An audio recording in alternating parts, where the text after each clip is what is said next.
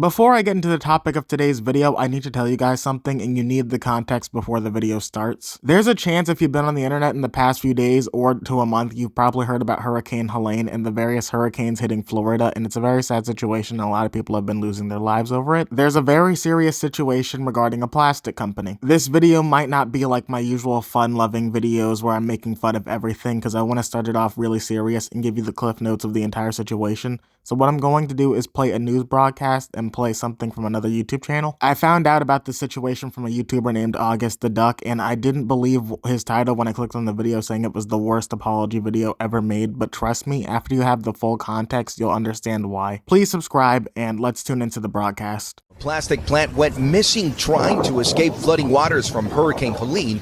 Officials defending the rescue efforts in eastern Tennessee. Water moved in fast that morning, and I know that we had rescue personnel in the area. County officials say the remains of 5 of the 6 employees missing have now been recovered. Impact Plastics worker Berta Mendoza is among the victims. Her husband says she called him moments before she was swept away in the rising waters. What did she tell you?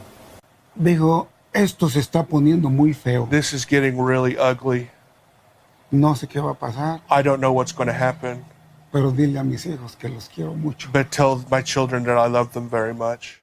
Multiple Impact Plastics employees who survived the flood say by the time they were told to evacuate the industrial park, it was too late to escape. We had no evacuation plan. I never seen one. Nobody stood around. We were all trying to get out. We just couldn't get out. The cars were already up to their windows in water. There was no way out. Impact Plastics refutes these accounts, saying employees were given ample warning. I'm sorry for the lack of gameplay background, but just so you know, I'm trying to take this situation a little bit more serious because people's lives are actually lost in this situation. So what you need to know is that Impact Plastic is a company that was in the middle of this town, from what I understand, that was housing people during the hurricane, or not housing, but people were employed there. What is being alleged here with the plastic company is that people were not allowed to leave work and as a result lost their lives in the hurricane. After looking at a few broadcasts and reading some things, I'm inclined to take the side of the victims in this situation over the company. But right now I'm going to play a clip from August the Duck's video who covered this situation, which is where I found the situation from in the first place, and it really made me like boil inside, so I'm gonna play that from him. I just don't want to get any information wrong, and if I do get any information wrong, please comment down below correcting me. But I think it would just be better to play August's clip right here rather than trying to paraphrase what actually happened. You guys, to get the full context, really understand what the employees of this company had to go through, because it's gonna make the video we watch that much worse. Now, once the water was too high to evacuate out of, Ingram, the man giving this statement, and 10 other employees were fighting their way through waist-deep water in the parking lot when a semi-truck driver called them over and helped them get onto the back of his open bed truck. And there are videos of this happening. These people are not making this up. The group called 911 and were told rescuers would be there in 15 to 20 minutes, but help was a long way away. For 2 or 3 hours, we were on the back of that trailer. It was because the hospital was about to collapse, and I understand that, but they shouldn't have told us someone was on the way when they weren't. Suddenly, a piece of debris hit the truck. The jolt knocked a woman into the rapids. Soon after, a second piece of debris smashed into the truck, and another woman fell into the water and was swept away. The truck was hit again, but this time the piece of debris was much bigger, the impact much harder, and the truck flipped. Ingram and 4 other employees were able to save themselves by cramming their hands into the pipes on the back of the truck, allowing them to float. But as mentioned earlier, at least 4 of the people on the back of that truck did not survive, and 1 is still missing. 11 employees of Impact Plastics went through something avoidable, which at best left them traumatized for life with who knows what kind of health complications from being in the floodwaters, and at worst cost them their life. Now that you have prior knowledge of what happened regarding Impact Plastic, we're actually going to look at the head of the company, I believe's response to everything that has happened regarding Impact Plastic, and the apology is one of the worst I've seen in the past 2 years, but I'll just play it for you right now. O'Connor, founder and president of Impact Plastics in Erwin, Tennessee.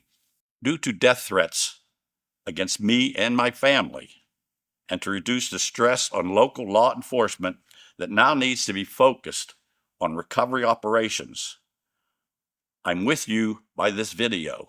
We are not even 20 seconds into this goddamn video and he's already fake as hell. I will say he should not be receiving death threats. That is a little too far by anyone's standards, but the reason I'm pointing that out is because he should not be bringing that up in this apology. All he's gonna do for this entire apology video is try to play the victim and act like it was his life in danger this entire time. And out of every single reason he came out to apologize and say something on the company's behalf, he couldn't even bring up the dead employees. He's only ever gonna point out that it's to help law enforcement and because of the death threats that he's been receiving. The flood of September 27th took from our Impact Plastics family some great employees. One was a personal friend of more than 30 years of working together. We are heartbroken, as you are, about our loss and will keep those who have now passed in our hearts forever. Yeah, you're so goddamn heartbroken that you had to read that entire apology from a goddamn script and you can't even acknowledge them as people, only employees. And one of the reasons that I believe the victims in this situation opposed to the CEO of this company is because, let's be real, no one is that passionate about plastic that they're going to stay behind during a hurricane. I guarantee you there is not one single employee who probably stayed behind without the company's influence because they were just that passionate about everything plastic related. Following that day, I ordered an immediate review of the events and the timeline of what occurred that morning, beginning as soon as the last surviving employees and a count of those who are missing were addressed. With help from the National Guard, we were able to help secure the rescue 5 of our employees by helicopter. Today, we share that preliminary report with the public. The findings are that employees were told to leave the plant at least 45 minutes before the gigantic force of the flood hit the industrial park. There was time to escape.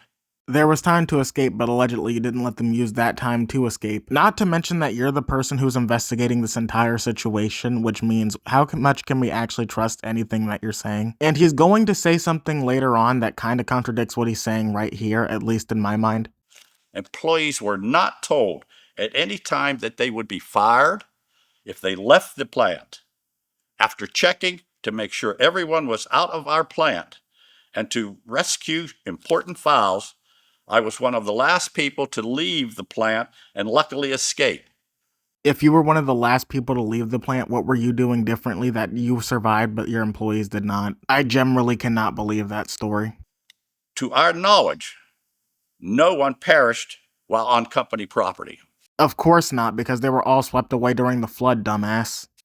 My company will cooperate fully with the inquiries from the Tennessee Bureau of Investigation and the Tennessee Occupation and Health Administration in days ahead.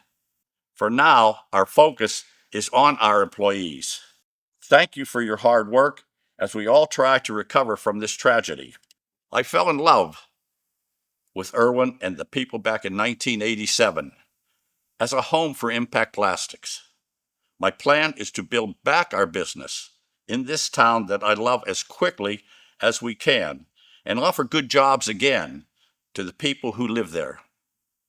I hate to break it to you, but you're not the victim because you lost your business or anything like that. You have insurance, and yes, I know insurance doesn't cover literally anything, but do not sit there and try to make yourself the victim of this horrible tragedy when what's alleged to have happened is most likely your fault. People lost their lives in this situation, and you're sitting here talking about how you want to rebuild your business venture. That is not the primary focus. My primary focus is on the people who lost their lives and the families. Usually, I have a way to make this a fun comedic situation, but there is nothing fun and comedic about anything that has happened or this apology. It's just insincere. My heart goes out to any of the families who have been affected by any of this, and all I can say is like and subscribe, because I'm just gonna sign off. No fun, happy ending. I'm just really upset with this apology.